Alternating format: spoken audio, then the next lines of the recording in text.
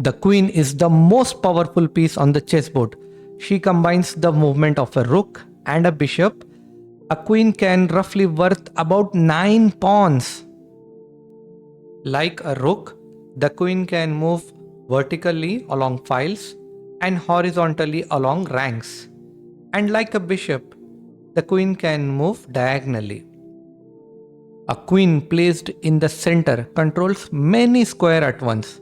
Central placement means maximum activity and maximum control. This shows why the queen is such a powerful piece. The queen cannot jump over her own pieces. Now the queen on c6, it's blocked by its own piece on b7, e6, f3. The highlighted squares are where the queen can legally move, but it cannot move to a square like a8 because it is blocked by its own bishop.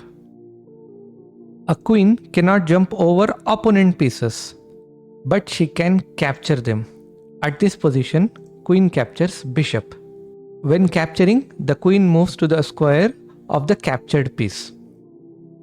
Or queen can capture the pawn at c3. The queen attacks many squares at the same time. She combines long range movement and flexibility.